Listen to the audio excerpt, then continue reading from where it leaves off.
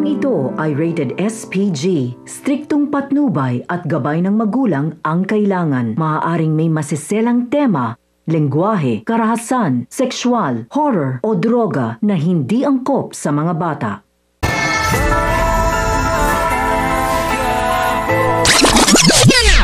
Ang mga dapat nating abangan sa FPG's Batang Quiapo. Tuluyan na ngang dumating sa bar si Ramon upang pumasok sa sinasabi ni Severino na bagong bar.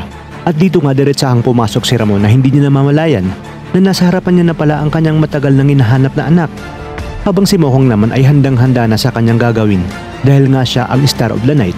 Kaya kinakailangan umanong gawin niya ang lahat para mas malaki ang tip sa kanya at kailangan hindi siya magkamali.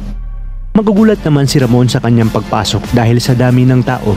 Kaya naman nang lumabas na si Mokang ay agad na naghiyawan ang mga parokyanong naroroon. Maya-maya pa ay dumating na si Congressman Sibilya at sinabi nito kay Mama Janet na gusto niya ulit baka VIP table si Mokang.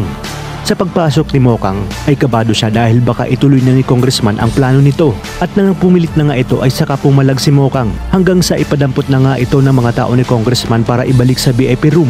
At dahil sa laking Quiapo si Mokang ay magagawa niyang manlaban hanggang sa makalabas na nga si Mokang at maabutan sila ni Ramon.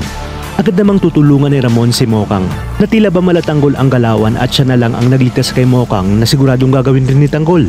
Maya-maya pa ay magpapasalamat si Mokang kay Ramon, ngunit dito mapapansin ni Ramon na tila pamilyar ang mukha ni Mokang hanggang sa masabi niya nga kay Severino na ito ang kasama ng kanyang hinihinalang anak na siyang kumablot ng kanyang briefcase kay Greg.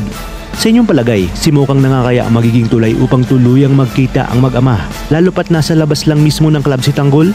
At dahilan rin upang hindi magtagumpay sina Olga at David sa kanilang mga plano.